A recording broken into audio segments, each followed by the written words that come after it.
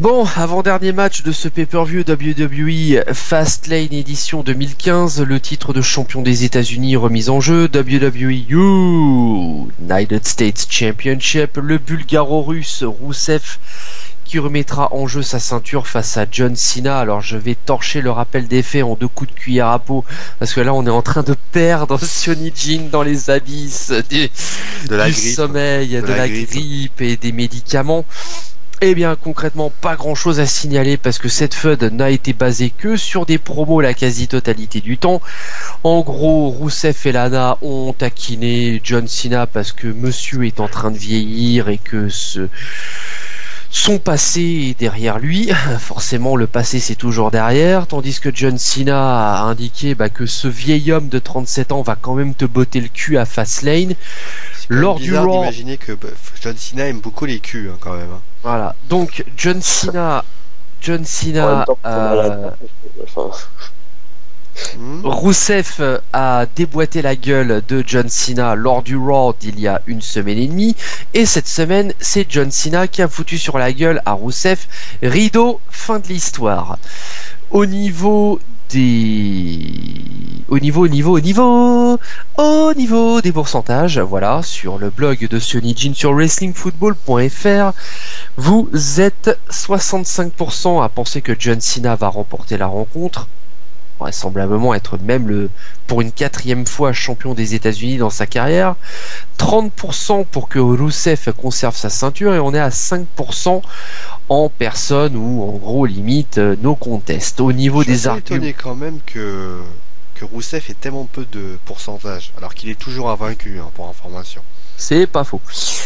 Au niveau de l'IWC, l'Internet Wrestling Community, concrètement, victoire de Rousseff par disqualification. Alors, victoire même de Rousseff par disqualification ou décompte à l'extérieur du ring. Voilà. No contest parce que Rousseff perdre, c'est pas possible. Ils veulent continuer la rivalité jusqu'à WrestleMania.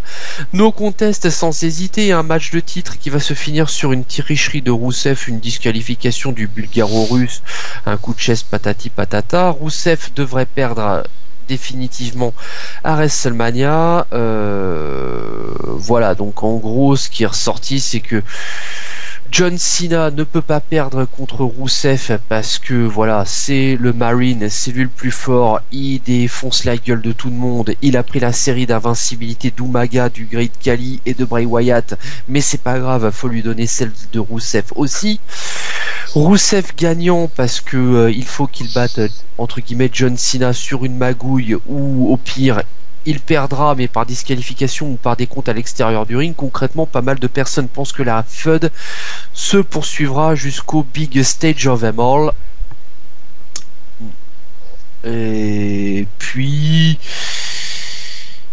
je vois que c'est à peu près tout. Oui, Cena, alors il y a même certaines personnes. Cena va avoir un match à WrestleMania contre Seth Rollins. Faudra m'expliquer où, mais bon, c'est pas grave. Aline. Alors, où est Aline? Aline est ici, elle met John Cena gagnant par disqualification. Elle ne voit pas Rousseff être battu à Fastlane, mais lors de WrestleMania 31, ce qui reste dans une certaine logique. Elle dit donc que John Cena gagnant par disqualification. Rousseff utiliserait son drapeau ou sa ceinture US pour la foutre sur la gueule du Marine. Unstable, as-tu le pronostic de Fafa sur ce coup-là, s'il te plaît? Oui. Alors déjà Fafa nous fait remarquer que à son plus grand étonnement que Cena n'est plus en main event solo depuis Night of Champions. Voilà. C'est vrai. Pas faux. Il nous fait aussi remarquer. Là aussi, effectivement, il risque de se retrouver dans le mid-card pour ce pay-per-view. Oui. C'est pas lui qui sera le main event, alors je comprends plus rien. Non, je pense pas. Non. Ouais, enfin, faut pas déconner non plus. Il nous dit aussi parole, 0 combat, 4 segments. Ça c'est assez normal, je trouve quand même. Donc il nous dit victoire de Cena via DQ. Voilà. Disqualification. Ouais. Voilà. Du coup, ton pronostic pour ce match, s'il te plaît. Alors, moi, de toute façon, ça va être un peu comme tout le monde, ça va être victoire de Cena par DQ. Juste finir cette feud vite, je pense, ça serait le mieux, parce que franchement, déjà là, rien que les quelques semaines qui se sont déroulées, ça m'avait déjà cassé les burnes, pour être poli. Donc, on a encore un mois de cette rivalité, un mois où ça va être toujours le même discours. Cena qui va nous dire je suis un super héros, je vais buter le russe, machin. Rusev qui va nous dire des trucs qu'on comprend pas. Il va nous dire ouais, moi je suis pour Poutine, je vais tuer Cena, l'Amérique, voilà. D'ailleurs, on remarque que quand même dans le duo, Lana est quand même celle qui porte la culotte, on peut dire. Parce que bon, il y aurait pas Lana, je pense pas qu'il y aurait de Rusev. On se demande pourquoi. Donc voilà, victoire de Cena par DQ, et puis victoire de Cena à WrestleMania après, voilà. C'est comme d'habitude. Bon, allez, Sio, vas-y alors si tu veux. Dans un éclair de génie de réveil, c'est pas facile de quand même le dire parce que, mais je partage un peu l'avis de. Déjà, il faut savoir que je pense que la WWE va pas tout de suite. Fastlane, c'est pas un assez pro pay-per-view pour que la victoire de Cena soit assez prépondérante, et je vois pas l'intérêt en fait de donner le titre à Cena, le titre des États-Unis à Cena. Ça voudrait signifier donc que Cena ne serait plus qui tournerait vers le titre suprême, ce que je ne crois pas une seconde. À mon avis, ce n'est qu'une prélude au retour de Cena dans les titres suprêmes, puisque a priori, pour l'instant, l'idée est de mettre en avant le futur Golden Boy de la WWE que vous connaissez tous. Roman Reigns. Si jamais, bien sûr, il assume ses responsabilités, et s'il assume de pouvoir porter, bien sûr, je vais pas dire le fardeau, je sais pas si on peut dire ce mot-là, le fardeau et toutes les qualités et les défauts de ce business, mais ça on en parlera bien sûr lors du main event. Believe in the shield of injustice. En tout cas, moi je pense que cette rivalité fait penser un petit peu d'ailleurs, je sais pas vous, et c'est pour ça ce qui me fait peur aussi, à Umaga, à Rusev. Ouais. Dans la manière de se comporter, dans la manière de se faire. Sauf que vous remplacez le russe, vous dites qu'il est samoan. Lana, vous lui mettez un costume à la Armando Estrada, finalement c'est pareil. Il y a une petite différence quand même. Hein. Oui, enfin bon, si tu veux, j'ai pas rajouté tous les détails, mais bon, tu m'as compris. J'ai un dessin. Tout ça pour dire que finalement, Umaga, on rappelle qu'Umaga avait détruit John Cena, mais comme personne, c'était au Royal Rumble 2006, dans le fameux Last Man Standing. 2007. Ouais. Donc moi je me dis que ça va se paraître un peu pareil, c'est-à-dire que John Cena va sans doute se faire démolir comme personne. Ça va être un match de feu de Dieu d'ailleurs, magnifique. Après, je peux comprendre qu'il décide de mettre en avant Rusev.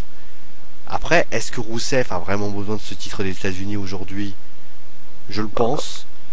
C'est pour ça que je pense que si Cena veut un vrai match et obtenir une vraie stipulation empêchant Rusev de faire le malin, ça ne peut être que le fameux Last Man Standing match qui fera très très mal, ou autre, je sais pas.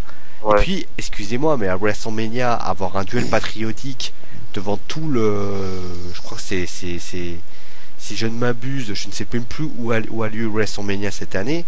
Santa Clara en Californie. C'est en Californie. Ça va être une duel de patriotes. John Cena sera le patriote, l'américain, le Captain America de la WWE. Rusev, lui, ça sera l'anti-russe. Le russe, un petit peu le crâne rouge de version russe. Donc à un moment donné, ils vont le mettre là-bas. Et a priori, je pense que John Cena va se faire disqualifier, va sans doute Rusev va se faire disqualifier, et John Cena va remporter cette ceinture, va remporter donc pas de changement de titre, mais va remporter ce match. John Cena va se repointer pour WrestleMania et demander que le match a lieu, avec donc une rivalité, une nouvelle, etc. Bon, à mon tour. Non? Unstable, tu veux dire quelque chose? En parlant de la ceinture des États-Unis, pour moi, Rusev, il l'a complètement fait oublier, la ceinture des États-Unis. Voilà. Ouais, bref. D'un côté, un Russe qui fait rappeler l'Amérique, ça aurait été étrange. Ouais, mais on avait quand même un Irlandais juste avant, donc c'est un peu la continuité. C'est vrai, donc, c'est pas faux. Déjà, par rapport à ce match, vous sentez déjà à ma voix que je suis quelque peu crispé pour plusieurs raisons. C'est que déjà, John Cena nous avait, magnifiquement habitué à quelques matchs plutôt sympathiques, principalement les 2 derniers en pay-per-view contre Seth Rollins à TLC et au Royal Rumble, dans le triple menace contre Brock Lesnar et également Seth Rollins. Enfin, d'ailleurs, merci aussi à Seth Rollins d'avoir relevé le niveau des matchs, au passage.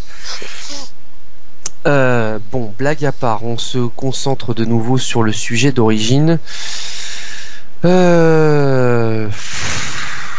J'ai assez peur du niveau in-ring de cette rencontre. Rusev,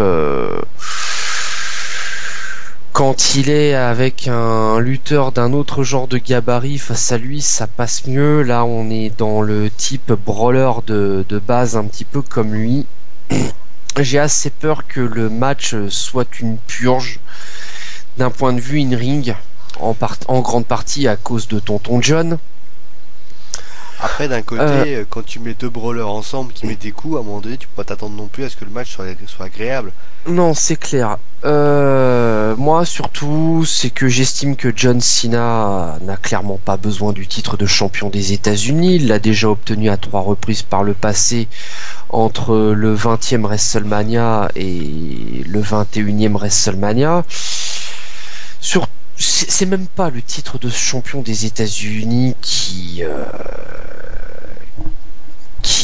est matière à débat dans ce match. Je vais y arriver. Je ne veux pas que ce soit John Cena qui brise la streak de Rusev. Putain, mettez-nous quelqu'un d'autre. Je sais pas, Dolph Ziggler, Ryback, même Eric Rowan, je serais d'accord. Mais pas John Cena. Putain. Purée, c'est bon, il y en a ras-le-bol. 15 titres de champion du monde, 3 ceintures US, 4 championnats tag et team, dont 3 ridicules au passage. 2 fois gagnant du Rumble match, 1 fois Mr. Money in the Bank de Raw. Oui, il s'est planté. Voilà, où il s'est planté, mais en plus, monsieur prend la série d'invincibilité d'Umaga, du Great Khali et de cerise sur le McDo Bray Wyatt, donc ça suffit, c'est bon. Putain, John, t'arrives à 37 ans, t'as 35 millions de dollars sur ton compte en banque, tu commences à dire fuck au vieil homme. C'est bon quoi, ça suffit, la coupe est pleine, tu passes un petit peu la main aux autres, tu laisses Dolph prendre la série d'invincibilité de Rusev, ou Daniel Bryan, je sais pas, mais fais quelque chose, dis non, pitié, dis non. Donc, par principe, je mets John Cena gagnant, mais par disqualification ou des comptes à l'extérieur du Russe, pour rester dans une logique, parce que j'aurais très bien pu mettre Rusev gagnant, mais on sait très bien que John Cena n'abandonne jamais cette espèce de tarlouse. Ah, c'est pour ça d'ailleurs qu'on ne vote pas pour Rusev. Pourtant, enfin, officiellement, Cena a abandonné 3 fois. Chris Benoit, Kurt Angle et Chris Jericho, mais bon, la WWE ne le reconnaît pas. Il faudrait que tu me montres ça par vidéo Unstable Champ, parce que je serais le premier content de le voir, vois-tu. Officiellement, John Cena n'a jamais abandonné. Ah oui, en fait, c'est justement parce que Chris Benoit, ils veulent plus en entendre parler.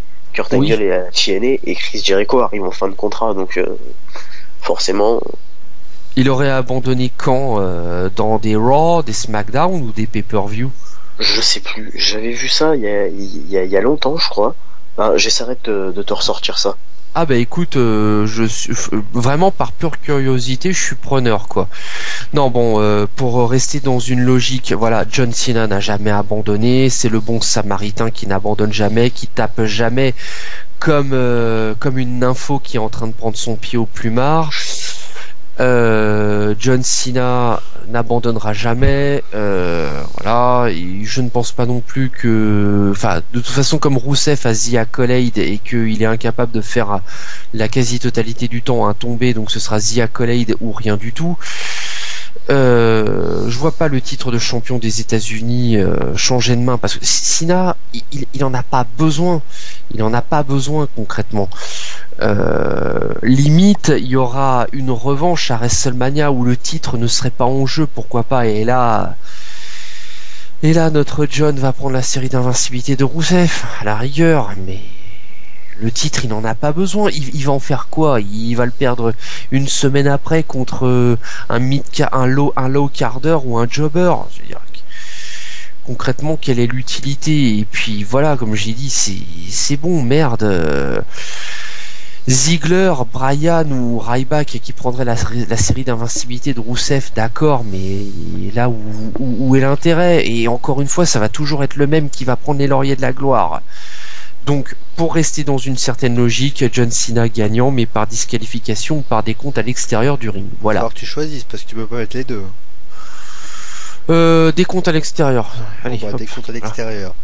Non, mais après, moi je pense que Cena va sans doute beaucoup subir pour mettre en avant Rousseff. Après, le dénouement de la... C'est impossible que Cena, tu l'as dit toi-même, Cena va pas abandonner sur la collède. À part si peut-être Rousseff peut gagner en lui mettant les doigts dans l'œil, puisqu'on rappelle que Cena a un problème à l'œil depuis quelques semaines. Maintenant, non mais voilà, on sait très bien que par exemple le heel turn de John Cena ou le jour où il va abandonner, moi déjà quand John Cena va virer heel ou qu'il va abandonner, je vais jubiler à ces deux moments-là. Je vais prendre mon pied comme une nympho. Mais voilà, ce sera en fonction de ce que le vieillard va encore décider. Rappelez-vous qu'on pensait que l'Undertaker allait partir en retraite avec sa série d'invincibilité intacte. De plus, John Cena, un jour, pour moi, il virera heel et il finira peut-être même par abandonner. Je pense que c'est quasi inévitable, mais ce sera seulement quand le vieillard aura décidé. D'ailleurs, moi j'ai quand même l'impression que John Cena... Mais voilà, c'est pas pour maintenant. Vas-y, Sio. Ce côté Never Give Up, en fait, c'est un peu la nouvelle série d'invincibilité de la WWE. C'est-à-dire que on attend tous ce moment où John Cena va abandonner. Voilà. Et on ne sait pas quand est-ce qu'il arrivera, et peut-être qu'il n'arrivera probablement jamais, j'en sais rien, mais en tout cas, John Cena ne peut pas rester éternellement dans ces situations-là, parce qu'à force de rester comme ça, non seulement il gâche des carrières, tu l'as dit toi-même, tu as cité les lutteurs, et je pense qu'à ce moment-là, le Great Khali, alors certes, beaucoup de personnes sont en train de rigoler en disant mais le Great Khali, t'es sérieux papy? Mais le Great Khali en tant que Punjabi Nightmare impressionnait beaucoup. En 2007, c'était pas un rigolo le Great Khali. Hein. En 2007, le Great Khali n'était pas un catcheur qui faisait rire. Hein. Pour ceux qui ne connaissent pas Umaga, eh bien Umaga a plusieurs fois détruit les DX et sa simple présence faisait tout simplement mettre le feu dans la situation, et Bray Wyatt de toute façon on le présente même plus. Et puis moi pour terminer, après on passera à Roman, peut-être sans doute, sauf si vous avez autre chose à dire. Non, moi s'il perd le titre des États-Unis, on en fait quoi après? Est-ce qu'il est prêt aujourd'hui à inspirer, comme Bray Wyatt l'est aujourd'hui, à inspirer de nouvelles rivalités, des rivalités qui puissent faire quelque chose de bien? Aujourd'hui, j'en suis pas convaincu. Je pense que Rousseff a encore besoin de s'aguerrir. Et ce titre des États-Unis, même si tu penses, Unstable, que ce titre pour toi il est invisible, on sait que quoi qu'il arrive, il est champion américain et les gens se souviennent de lui en tant que le champion américain. Et finalement, le rêve de tout Américain est aujourd'hui de lui retirer ce titre qui fait un déshonneur à sa nation. C'est sûr. Bon, et bien du coup, je pense qu'on en a terminé. Oui, vas-y. Juste en mot de la fin, c'est rien, c'est juste Rip Umaga. Voilà, juste. Pour terminer. Bah écoute, pourquoi pas. Bon, je pense qu'on en a fini avec ce match. Eh bien, terminons en beauté avec le main event principal de la soirée. À dans quelques instants, mesdames et messieurs.